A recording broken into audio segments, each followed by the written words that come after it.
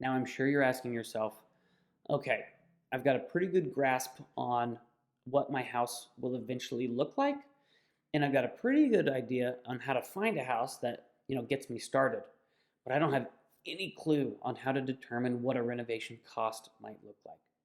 Well, that's when you're in luck. We've got two different ways to help remedy that problem. The first one is you can click here and check out our YouTube page. Here we've got a nice long list of before and after projects that walk through not only what was done, but how much each thing, each line item costs. So we will continue to add more projects over the months, over the weeks, over the years as we do more and complete more. But for now, take a look at those different projects, watch them from start to finish, and really look at the prices. The prices are going to help you determine when you go shopping what it is a new roof costs, what it is a new garage addition costs. So make sure you pay attention to that YouTube page, watch as many as you can, and get a good idea of what renovation costs look like in your area. The other thing you can do is shop with a Makeover Preferred Realtor. Our Makeover Preferred Realtors have been through the process. They've done renovation projects, they've seen what costs are, and they're going to be able to help give you a leg up when you're walking around shopping. So if you work with a realtor who knows a little bit about construction or who has at least seen a number of these projects, they can tell you, hey, to redo that kitchen, 30 grand. They can tell you, hey, to add a garage or to add a pole barn, $25,000. They're going to be able to at least give you some ballparks in the right direction to help get your shopping started. So when it comes to renovation costs, use our YouTube page, use a preferred realtor who's done it before, and if you have a friend to give a call, you can try that as well. But don't let that stop you. Watch as many videos as you can, learn as much as you can, and it'll really set you apart when you go to make that purchase. So now it's time to negotiate. First, you've got to get that house under purchase agreement. So if you're working with a preferred realtor, they're going to know exactly how to do this to make sure that in the event your contractor or your renovation mortgage don't work out, you've got an easy way to back out of the deal. But let's talk through this example on why using the Makeover Mortgage Process is so nice and how you can use two different levers to help you lock in and close that deal. So let's say we're looking at this house. The ARV is $250,000. The reno cost is $100 grand, and you're offering $150. That all works out perfect. However, the home is listed at $175. So in order to get this thing under contract, what we can do is we can offer a little bit over that ARV, potential. So rather than 150, maybe we just offer the 175. Now that we've offered 175, we go through the gambit.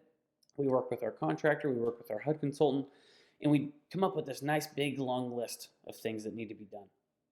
Well, there's no better ammo, so to speak, to go back to a seller and try to get a price dropped than a list of all the things that are wrong with a list of how much it costs to fix it. So in the event you get into a situation where you've offered too much on the home or the renovation price comes back too high, you've got two different levers to pull. You can go to the seller and say, hey, I'm just having the bare minimum done. I really need to drop this thing by $25,000. The house is currently worth X, the renovation is X, and the appraiser's already told me that the ARV is Y.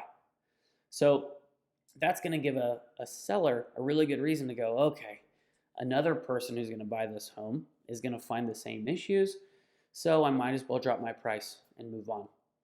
The other thing you can do is if for some reason in your renovation you've got a laundry list of luxury items that you really would like to have but don't need them, you can just start checking off items on your renovation list that drop your total mortgage price down to equal that ARV price. So we've got two different levers to pull. We can either drop the purchase price by going back to the seller, or we can drop our renovation price. Basically, by the time it's all said and done, we need our purchase price plus our renovation price to be equal to or less than that ARV. Again, side note, if you're using an FHA loan, you can actually borrow up to 110%. So you'll just have to pay attention to the math and make sure that it works out right. All right, so you've made it this far. You've done your budgeting. You've gotten pre-approved. You've done your research, learned a little bit about construction and ARV and how the whole thing works. and you just keep running into a wall. The market is just too hot. Houses are going fast, people are paying cash, and for some reason you just cannot get an offer accepted because maybe the seller doesn't want to wait the extra time for you to get a renovation loan. Renovation loans do take a little bit longer. Of course, you've got the contractor involved, you've got the HUD consultant involved. There's a number of additional pieces, and every once in a while, especially when the market's too hot, sellers will just deny anybody who's shopping this way. So, in the event you run into that situation, there is a good way out. Keep searching, keep looking around, and when you find that house, rather than making an offer subject to renovation and the renovation loan and the contractor and all the above, just buy it. You're just going to buy the house outright. We know it's not what you want right now, but in a short 6 months, you can do a reno refi. A reno refi allows you to run the exact same process that you do when you do a standard makeover mortgage. However, you're working on the house that's already yours rather than a house that you're buying. So you'll still be able to do renovations based off the after renovated value.